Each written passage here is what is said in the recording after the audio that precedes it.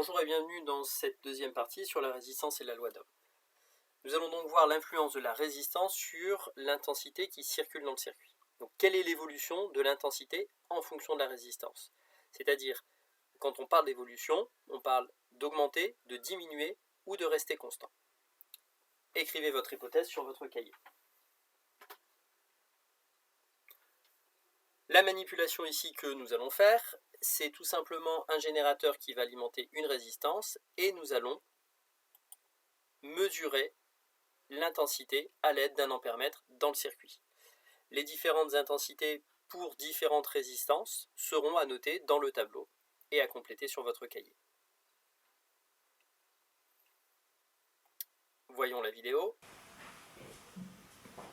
Nous allons voir ici dans cette expérience l'influence de la résistance sur l'intensité dans un circuit. Pour ce faire, nous allons utiliser donc cette alimentation qui va permettre d'alimenter une simple résistance.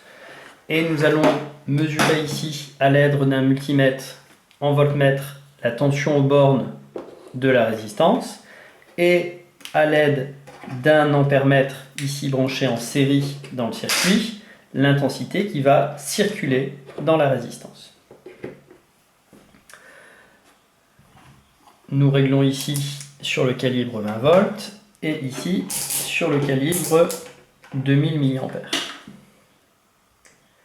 Nous voyons qu'avec une résistance de 47 ohms, pour une tension de 5,82 volts, l'intensité qui circule dans le circuit est de 125 mA.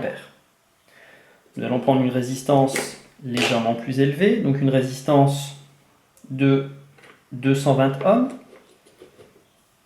Et nous voyons ici que l'intensité est de 26,8 mA pour une tension qui est sensiblement la même. Nous allons encore augmenter ici la résistance, passer à 1 kΩ, c'est-à-dire 1000 ohms. La tension ne varie pas, ou très peu. L'intensité ici est de 5,9 mA. Et enfin,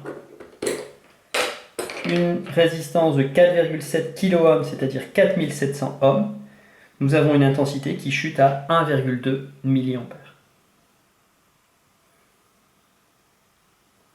Vous pouvez à présent écrire la conclusion.